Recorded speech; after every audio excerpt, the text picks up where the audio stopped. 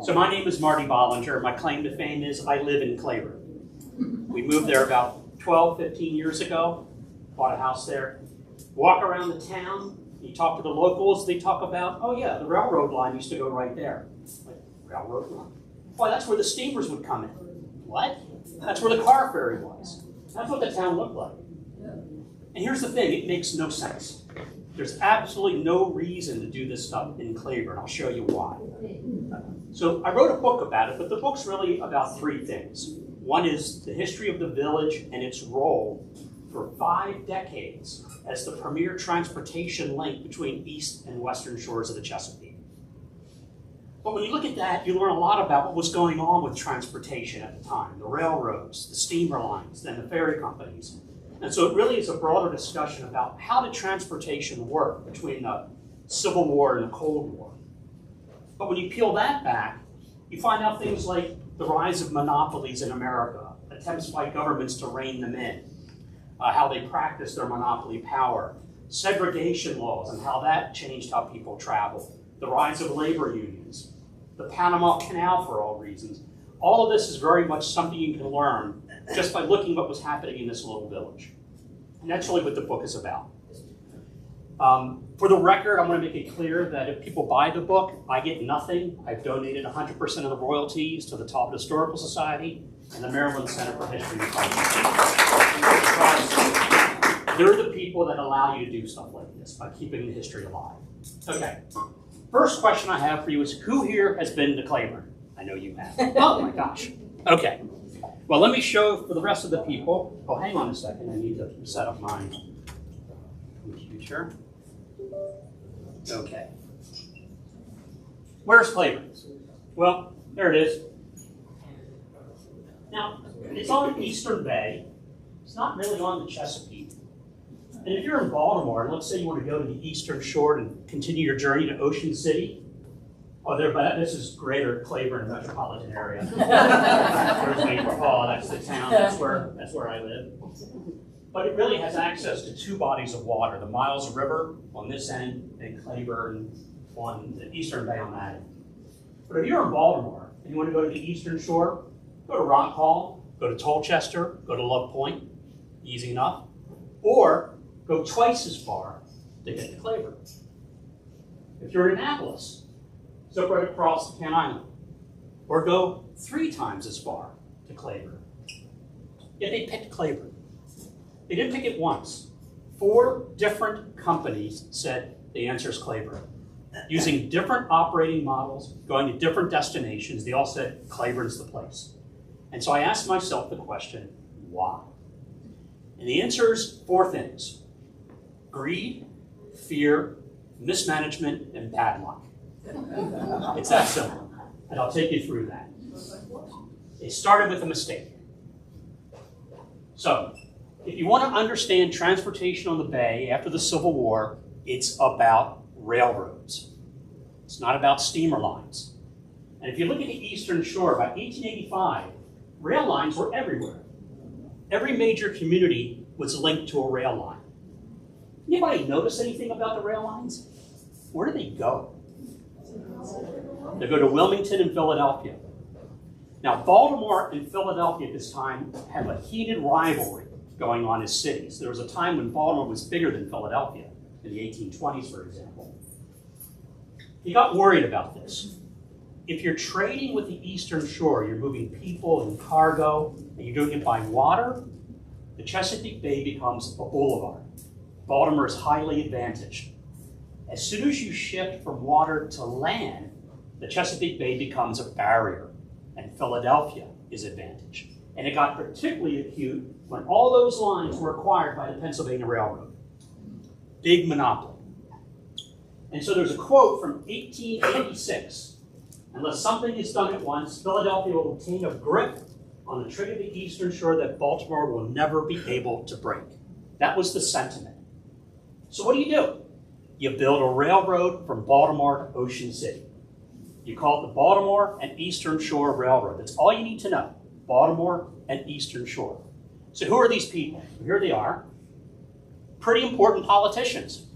President of the Maryland Senate, future governor. Speaker of the House of Delegates, a Maryland State Senator.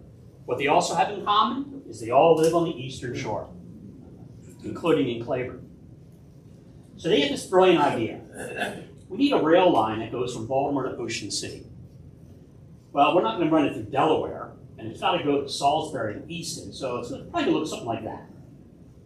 We'll worry about crossing the bay later. Let's build a railroad. That's a detail. Now, all these other railroads are owned by the Pennsylvania Railroad Company, so they don't really want to do anything with that. But it turns out there's a few things you can build upon. There's already a rail line from Salisbury to Ocean City called the Wicomico and Pocomoke. It is not owned by the Pennsylvania Railroad. They missed it. They buy it. The new company buys it. There's a rail line from Baltimore to Annapolis, a high-speed line that's just been built. They created a joint venture with them. And there's an extension that goes to this little town of Bay Ridge. Anybody here been to Bay Ridge? It was a big resort back then.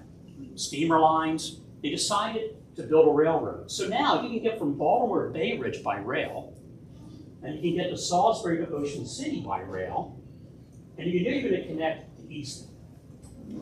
What do you do at this point? How do you get from Easton to the Chesapeake Bay to link it to Bay Ridge? Well, there's two choices. The quickest way by boat would be to have the rail line go up to Kent Island. Problem, they're out of money. This thing is financially mismanaged like you wouldn't believe. They thought the city of Baltimore would fund most of the investment. The mayor of Baltimore vetoed it. They thought the 4 counties involved would fund a lot of it. Only one, Talbot, did, and it was only a small amount of what they asked for, so they're out of money.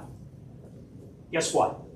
Longer journeys at sea don't cost you anything, except fuel, because the water is free. Laying rail is expensive. So at this point, they're like, just get us to water as fast as you can, and that becomes Claiborne. So it was financial mismanagement that led to Claiborne being picked initially. Now there's another reason. Guess who was buying property in Claiborne at the time? Seth and Tunis. Tunis had already owned property, his family, but Seth starts buying a lot more and Tunis starts buying the property. The property is only going to go up in value if you've got a rail terminal and a steamer terminal in Claiborne. That's a little bit of the greed sort of finding its way in here. Now, the problem is, how do you cross the bay? Use something called a rail transfer ferry. It's a ferry that carries rail cars. How does it work? Well, you have a train, puts the rail cars on the ferry crosses the water, another train comes, pulls them off. One of the first ones in the U.S., actually the first one in the U.S. and the second in the world, was on the Susquehanna River. It's something the area knows about. Now, where are you going to find these, though? They're pretty special ferries. Not many people use them. Well, here's your answer. The Thames River Railroad Bridge. In 1889, a year before the railroad was supposed to start operations, they built a bridge over the Thames River. Why is that relevant? Because now there's a rail transfer ferry without a job. It's called the Groton. It's a wonderful ferry. It's relatively new, just been overhauled, big. It's the biggest boat ever to be put or intended for service across the Chesapeake Bay to Claiborne. There's another one, it's not nearly as good. It's a backup ferry, it breaks down a lot, but you got 2 for the price of 1. So this looks great. We've built the rail line. We just need rail transfer ferries, and we just found a really good one. Everything's lining up. We're now going to talk about bad luck. What do you think happened? Burned and sank on the way down. Rotten ferry boat, burned at sea, crew was saved. Now your primary rail transfer ferry is gone. All you've got is the backup one that's not very good. Did anybody ask whether the Pennsylvania Railroad does it's sabotage? Okay, that's how rumors start. I'll look into that. All right. They gotta start operations. Thames River is not ready. It needs a massive overhaul, but they need cash. So they put Toccoa on the route. It can't carry rail cars. The whole reason you're going to Bay Ridge, and therefore the only reason you went to Claiborne, was the rail car thing. This is a regular passenger steamer. Thames River finally gets into operation in November 1890. 2 weeks later, side paddle wheel falls off. Taken out of service. Misfortune. They put olive instead. Again, cannot carry rail cars. So this whole concept is broken down from the very beginning. And in fact, 9 months after the start of operations, a judge rules them as insolvent, fires the management, puts a receiver in charge to try to extract whatever value they can, a guy named Captain Willard Thompson. He will be associated with this kind of operation for 30 years. Knows his stuff, ran a steamboat line and ran a railroad. He looks at this and says, okay, your scenario here is you tell people to get on a train in Baltimore, go to Annapolis, get off that train, get on another train, go to Bay Ridge, get off that train, get on a boat, go to Claiborne, get off the boat, get on a train. His very careful analysis of this was, that's nuts. People don't want to do that. Let's scrap this line here, and we'll just have people go right from Baltimore on a steamer. Now, if that had been the plan at the beginning, you would have never had Claiborne. You would have gone to Love Point, you would have gone to Rock Hall, whatever. But guess what? They're out of money, they can't lay more rail lines, and the rail line ends in Claiborne. This is a case where a bad decision, my phrase is, it has legs. You feel the effects for a long time. Economists call it hysteresis. Bad decisions can still influence what happens next. So, that's your rail line. Now, they put better ships on it. These are called these Clydesdales. These are solid, boring, but effective steamers. They're all made by a company called Harlan and Hollingsworth in Wilmington, Delaware. Did I mention that Willard Thompson's wife was the granddaughter of the founder? I might not have mentioned. Now, you can get from Baltimore to Claiborne in 3.5 hours now. The thing to remember is, boats are slow. Rail is about 3 to 4 times faster. So in general, a model that has a long boat trip, not the best way, but he's got no choice. We now enter the era of monopolies. So after 4 years, Baltimore and Eastern Shore goes officially bankrupt. They give up. Auction in the Mucomago at Salisbury for the assets, but some people in New York sense an opportunity. They create a company called the Baltimore, Chesapeake, and Atlantic Railway. No mention of the Eastern Shore now. And they do this. They buy the bonds of the old railroad company. The bonds are worthless, but it allows them to control the fate of the company. They then acquired 3 steamboat lines, big ones. And then when the assets came up, they bought the assets. And their intent was to create a monopoly on transportation to and across the Eastern Shore. And here's the guy that had the brilliant idea. His name is Henry Havemeyer. He's the president of the American Sugar Refining Company called the Sugar Trust. They own 98% of the U.S. market for sugar. In 1902, they changed their name. Anybody want to guess what the new name was? Monroe Sugar. Now you know where the name comes from. Okay. So he looks at this and says, we can make this work. We'll go, new company, we'll take over the assets, and they start to make money. Pennsylvania Railroad is watching this, and this is now a real company, and it's making money. What do you think they did? They bought. So now the Pennsylvania Railroad has a super monopoly on transportation across and to the Eastern Shore. But a new rail line gets created in 1898, Queen Anne Railroad. It goes from Queenstown to Lewis and in the summertime to Rehoboth. In 1902, they extend it to Love Point. And now there's a competing ferry rail line. It starts to make a little bit of money, but it runs into a bit of trouble. Pennsylvania Railroad looks at this, and what do you think they did? They buy them. They call it the Maryland, Delaware, and Virginia Railroad. It's actually a subsidiary of this one. So these aren't in competition anymore. This is a monopoly, and the pricing is done accordingly. They, however, put better steamboats. These aren't paddle wheels, these are propeller steamboats. Cambridge has a particularly good reputation on the bay. They upgrade the rail line, that's Claiborne. The photograph, you see the ferry in the background, the trains. It's the people getting off the ferry in Claiborne, getting on the train. Trains zipping across the landscape in Talbot County and ending up at the terminal in Eastern Shore. So this is Becky, that's yours. And the other photo was Peggy's. You could get, I'm sorry. You could get from Baltimore to Ocean City in 5.5 hours in 1895. Not bad. I mean, really, not too bad. Okay. Yeah. Now, poor Annapolis is left out. And there are a lot of people in Annapolis. If you're coming from Washington, Annapolis is closer than Baltimore, more convenient. And so a guy gets the idea that, well, there's a train line. The only ferry steamer comes from Baltimore. What if I have one that comes from Annapolis? And the Eastern Shore Development Steamship Company is born, Annapolis to Claiborne. And they have an interesting idea. Boats are the slow part of the journey.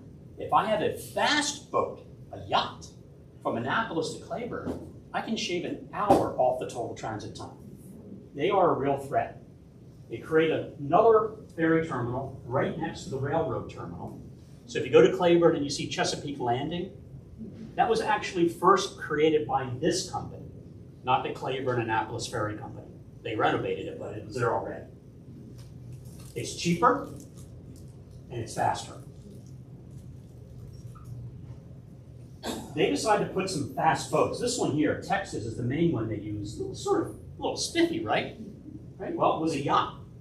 It was a yacht owned by this guy, Edward Green, paid for by his mother, Henrietta Green. Side note, Henrietta Green is the Witch of Wall Street. That's her name. Today we would call her the Sage of Wall Street, but back then, she's the Warren Buffett of her era. Brilliant investor, brilliant. She's also very cheap. She only had that one dress. That's it. She wouldn't eat anything. She had like a budgeted amount of food per day worth nothing. Edward, her son, broke his leg. She refused to pay a doctor, went to the free clinic, and the clinic says, you got plenty of money, get out of here. Didn't take him to a doctor.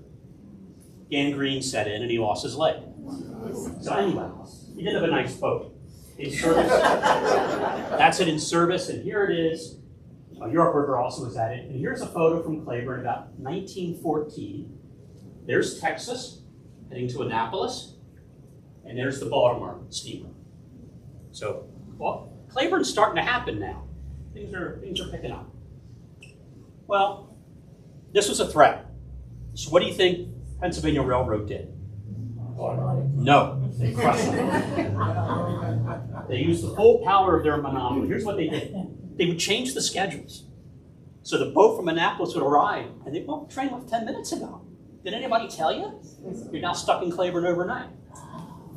They demolished the walkway the other company built so you could cross from one to the other. They wouldn't hold trains for this company.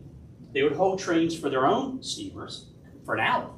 And it was a case where the one from Annapolis, the passengers were getting off the steamer, walking over to the train leaves. Since the fare from Annapolis on water was cheaper than the fare from Baltimore, the company lowered the cost of the steamer from Baltimore and then made the difference up by raising the railroad fare that all the passengers had to pay. So it took away their pricing advantage.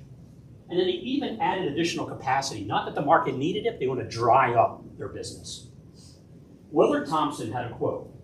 The Pennsylvania Railroad does not mind losing $10,000 to teach an object lesson. They're going to compete with us. We're willing to lose money to put you out of business. And that's exactly what they did. Here are the profits from EC&A, the line to Claiborne, making good money. This new company comes in operation, they state losses. As soon as they drive them out of business, they start making money again. That was the Pennsylvania Railroad business model. Now, I think this steamer company, the Eastern Shore Development Steamship Company, I call them the Rodney Dangerfield of the story. It gets no respect. Most histories don't even talk about it. They're only around for about 3 years. But they had a really important legacy. Remember I talk about even failed businesses create the circumstances for what follows? Well, this one did a few things. It proved that Annapolis is a good market. People are looking at this. It showed that you have to be independent of the railroad if you're going to survive. They'll just crush you. And now there's an empty steamer wharf in Claiborne, just waiting to be used. Once again, some politicians are looking at this. What enabled them to make it work was a technical disruption. What do I mean? This is how people used to get around. Here's how they get around now. Cars. They free you from the railroad. If you can design a system where you take the people and their cars, who cares what the railroad tries to do to you? Pick your best shot. I was stunned to learn that in 1919, there were already 8 million cars in the US. In 1919, it was one automobile for every 5 Marylanders, and it was doubling within a few years. Cars were a big deal. So here are your politicians: Governor Harrington, the Treasurer John M. Dennis, the Attorney General Albert C. Ritchie. Anybody recognize these names? They all had fairy names. And this guy in the background is a very young B. Frank Sherman, who would go on to be the general manager of this new company for almost its entire life. And they got together and said, we're going to use Claiborne, we're going to forget the railroad, we're going to take cars. But they needed money to do it. They had to try to find some investors. They couldn't find any in Maryland, so this guy, Charles Harrison, who went between Baltimore and New York, hooked them up with these two guys, Hamilton D. Meckham, I love the name, and Frank McNamee, and they decided to create a new company, the Claiborne Annapolis Ferry Company. They bought this ferry, the Thomas Patton. Side note, she was in a bankrupt company. The bankrupt company was half owned by that guy, Charles Harrison. So basically, he's buying himself out here and salvaging his investments. And this becomes the Governor Emerson C. Harrington, the first car ferry to Claiborne. Now, does it look like a car ferry? Not really. They needed more, so they added 2 more. A ferry called the General Lincoln, only in service 2 years. The boiler failed, broke down, got rid of it. And Majestic, which is sort of like the Governor Emerson C. Harrington. That was in service for a few years, and then it sank in Baltimore Harbor in 1927 with 700 passengers on board. They all got off. The guy took it at high speed to a coal loading wharf and got the people off. All right, so now we have a new company, Claiborne Annapolis Ferry. We still have the railroad lines going to Claiborne and Love Point, but the handwriting's sort of on the wall. Claiborne starts to blossom at this point. Here's a photo of the harbor. You've got the Governor Emerson C. Harrington heading out, and you've got, it looks like Cambridge over there, about to leave. This is Claiborne's golden era. It lasted for about 15 years only. Right, here's a photograph of the town. You've got the Seagull Inn, a restaurant. If anybody here knows Judge North, who passed last year, this was run by his grandparents. The Alvar Inn, which I think was where the bootlegger operated. The Belfont Hotel. Any children in the room? Okay. The woman who ran it for the second part of its life was arrested 4 times for running a disorderly house. Not here, but in Wilmington, where she also had a hotel.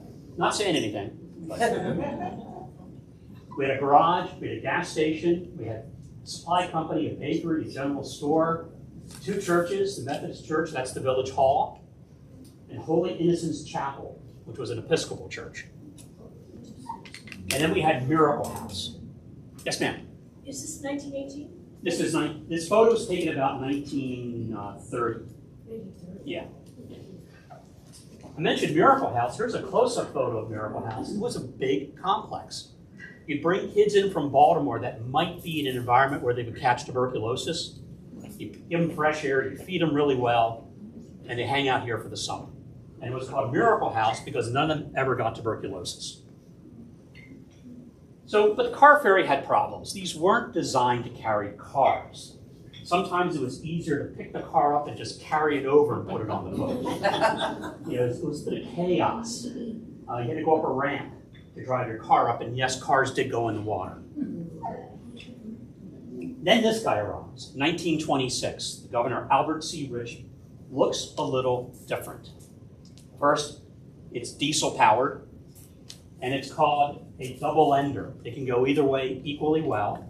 You drive the car on, boat goes over, you drive the car off. Same direction. It vastly shortens the time it takes to load the cars. You can make many more trips in a day. You can make a lot more money in a day, and they start to make money. Finally start to make money in 1926. They use that to buy another one, the John M. Dennis. This is a haunted ship. I'll explain later. There's something wrong with it. That was the first new one they ever bought. It was there until the line ended in 1952. What did the railroad do? They were suffering real bad. So in 1924, the railroad says, no more steamers to Claiborne. They continued to run the rail line for a while, but in 1928, they go bankrupt and they're bought out by the Baltimore and Eastern Railroad, another Pennsylvania railroad company, and they decide to rationalize the line. They get rid of the rail line between Claiborne and Easton, and they get rid of the rail line from Queenstown to Lewis and Rehoboth. And so now if you want to take the train from Baltimore to Ocean City, take the steamer to Love Point, train to Queenstown, change trains to Easton, change trains to Ocean City. Not really good. Now, we talk about the car ferry to Claiborne, but the reality is it wasn't the only one. But the person that ran this company, Governor Harrington, he left the office as governor, and 6 months later he's the chairman and president of the ferry company. He turns out to be a really fierce competitor, and he had learned a lot watching what the Pennsylvania Railroad did. If you go back in time, all these companies tried to set up ferry systems. Peninsula Ferry Company, Colchester had a steamer line for a long time for amusement parks. They tried to put a car ferry on it. Baltimore Eastern Shore Ferry Company, Penn Island Ferry Corporation. He drove them all out of business using a combination of pricing and legal tactics and tying them up in court and convincing the government not to fund them. Only one other one happened, and that's when Love Point finally put a car ferry on the line. A few others tried, but never really got started. This one in particular, Harrington, just crippled. But at the end of the day, the one that worried people a lot was the Maryland Bay Company. Sandy Point to Stevensville, a short one, would have been a problem. But all of those went away. Now, I mentioned that Claiborne was not the right choice. And eventually geography was going to strike back. And it finally struck back. In 1928, you have the line from Annapolis to Claiborne. A new ferry line is planned across to Kent Island. This scares Harrington and the Claiborne people. It's a much more logical place to do it. It's where the Bay Bridge is today. So what do? Well, first thing they did is they went into the farm business. They bought up the farm where the terminal was going to be to deny them access to the property. They also decided to buy a farm down here because they thought that would make another good terminal. In fact, they thought about cutting a canal through Kent Island to shorten the route to Claiborne. They had an expert look at the terrain and the hydrology, and he concluded that neither one of those actually could support a proper ferry wharf. There's only one place that could, called Erickson Farm. They called it Farm Number 3 in the terminal. We know that today is Mattapique. That's where Mattapique comes from. Now, Harrington's a smart guy. He goes to his buddies, the Queen Anne County Commissioners that run Kent Island, and said, look, you want a ferry line? Don't put a new company in. I'll do it. I'll invest. I'll run a line to Mattapique, but I want exclusivity. You got to promise me you won't let anybody else go to Kent Island. And they agreed.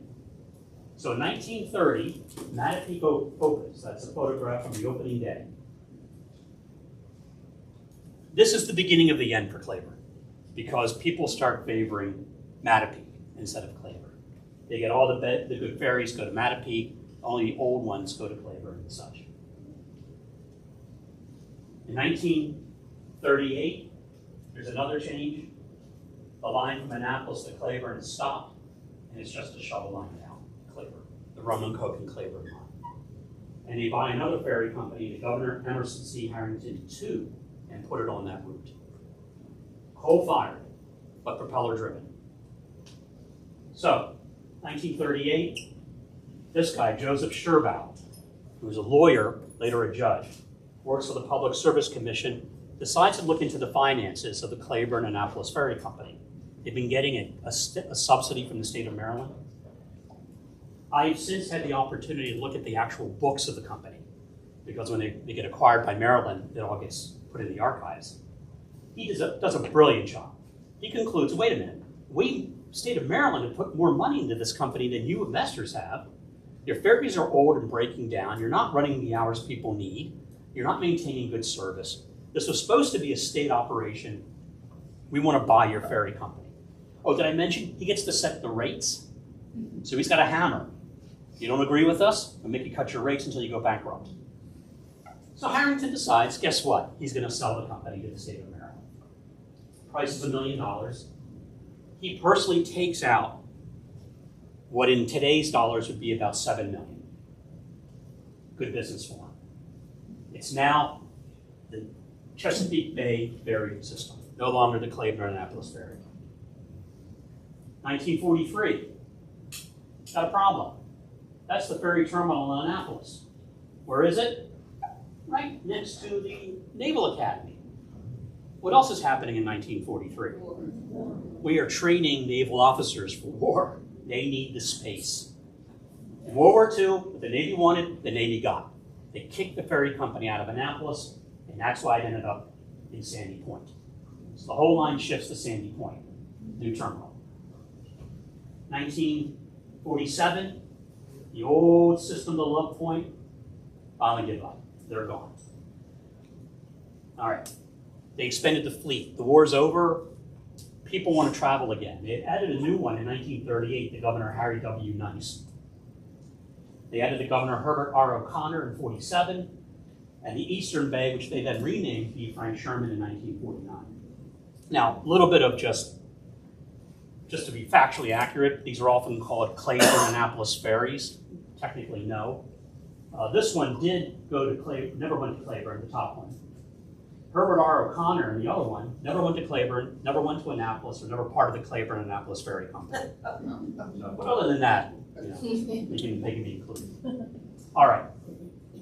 That's what happens next. The Bay Bridge. The ferry company did not give up without a fight. 2 weeks before the Bay Bridge is going to open, it gets rammed by the John M. Dennis. Remember, I told you this one is haunted. Now, there are 3 theories as to why this happened. I'll have to add the Pennsylvania Railroad theory. Oh, okay. One is, it was intentional. I don't think so. One is the steering cable broke. These were inspected every week. I have permission from the Higgins family, the captain of this was Ned Higgins, to tell what he says, which was, he used to drink on the job. Now, he offered, I heard this rationale last week in Irvington, Virginia. He offered a reason for this that I wouldn't suggest using this if it ever pulled over by a cop. He goes, I do this route all the time. I'm afraid I'm going to take it for granted. I'm afraid my concentration is going to vary and I'm not going to be paying attention. So I have a couple of nips before I get on. And if I know that I am somewhat incapacitated, I'll pay much more close attention to what I'm doing. I think it's brilliant. Absolutely brilliant. It didn't hurt the bridge. The bridge is fine. So that gets built, and we all know what happens next. They stop the Sandy Point Mattapique line the day the bridge opens. At the end of that year, they stop the Roman Cove to Claiborne line, and the ferry system is over. Last part, whatever happened to? So I'm going to show you the fate of some of the boats and things we've been talking about. There are 2 shipwrecks. That's Olive. Remember, Olive was one of the very first ferries. That's it in 1903. It gets caught in a thunderstorm, maybe a small tornado. I think 13 people died, something like that. It was pretty bad. They put it back in service. It goes again under a different name for a while. I mentioned Majestic. Majestic sank in Baltimore Harbor in 1927. It wasn't on a ferry operation. It was on a tour boat operation. It gets to be a very controversial case because the passengers were all black and the captain and the crew were all white. They accused the passengers of sabotage the passengers accuse the crew of incompetence, and it just gets in the newspapers left and right. Failed conversions. Never try to convert a ferry boat, okay? This is the Governor Emerson C. Harrington in proud service on the Chesapeake Bay.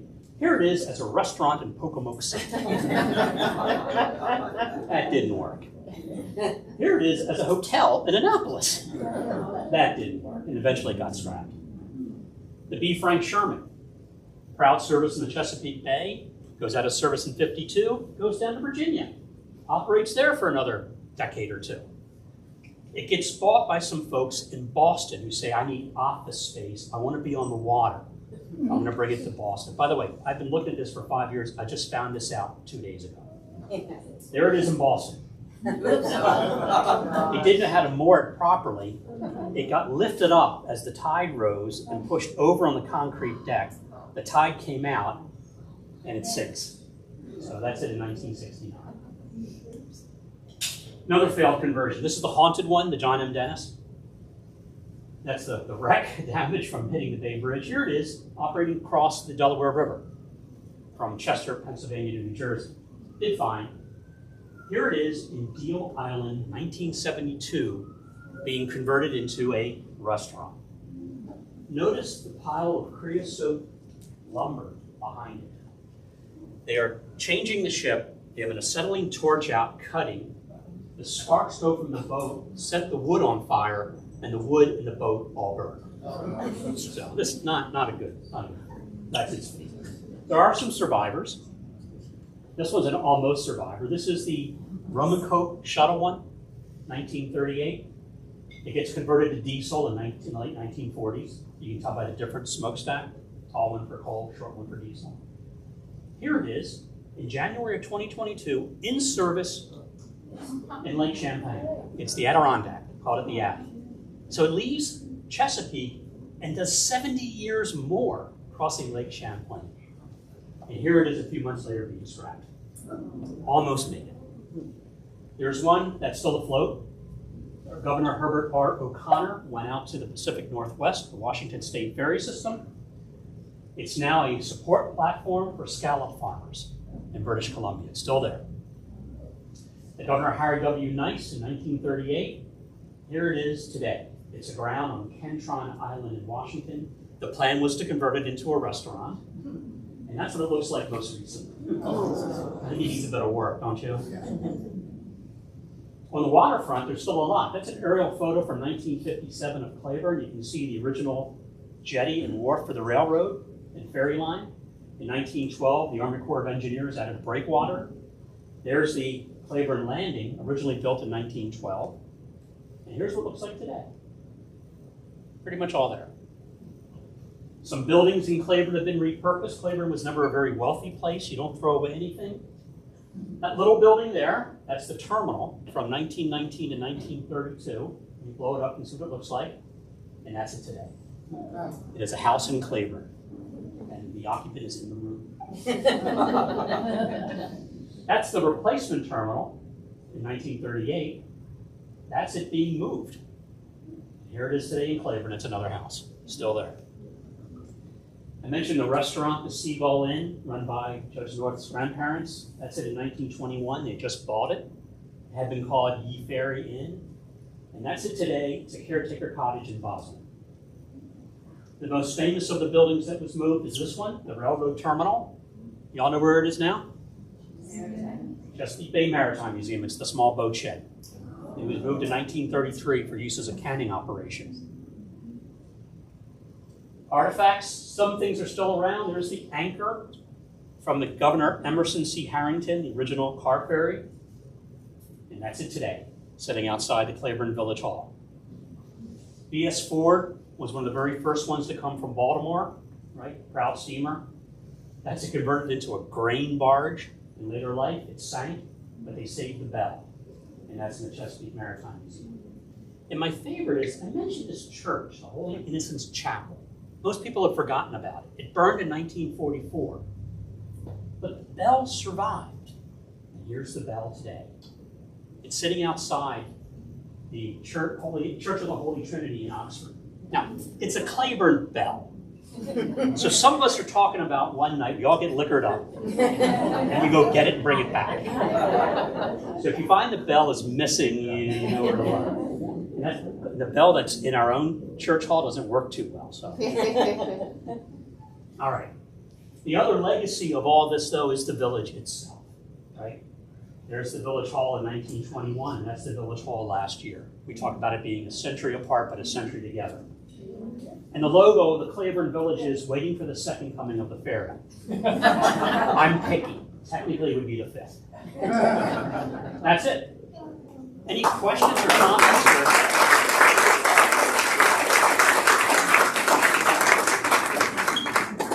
Yes, ma'am. So what's your opinion of resurrecting ferry service from the eastern shore to western shore in lieu of a bay bridge? 0. Okay. It might work if it's like a tourist ferry system. Yeah. But for carrying cars and all that, you need frequency.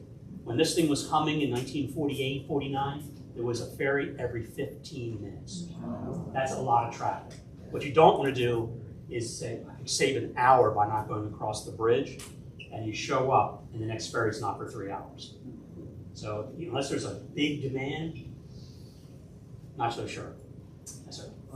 I believe states, including Delaware, subsidize some of their historic ferries. In Maryland, the ferry in Bellevue, for example, gets no state support. Do you know why that is? I do not know. Don't ask me to explain why government does what government does. It may be okay on its own.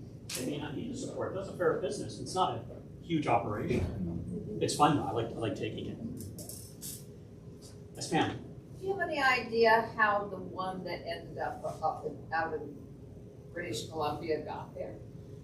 It had to get to British Columbia from Claiborne. It had to go through the Panama Canal. Oh, okay. And they would do that. It'd take a long time. But it was in service up in Washington State for a long time. Oh, okay. It was Rhododendron was its name in service there. And people remember it fondly. Other questions? There's a lot more in the book. There's a lot of photos in the book that you haven't seen. Feel free if you want to pick one up. I'm happy to sign them. But other than that, thank you very much for your attention. I'm going to one more question. I just have one question. The ferry boats that went down the bay to Virginia. Yes. Which came first? So the Bay had tons of steamer operations, and those were point to point. I want to go, to Norfolk from Baltimore, the big lines. They've been around since the 1860s, late 60s. But they went to Baltimore from the main line. Yes. But those were different than, technically, there's a difference between a ferry and a steamer. A ferry carries people and their means of getting on the journey next. So connecting to a rail line or connecting to a car, or having your own car. But there were tons of steamers going all over the place. All right, thank you. I'm going to hang around if people have questions or want to talk. Feel free. Otherwise, thank you. Thank you.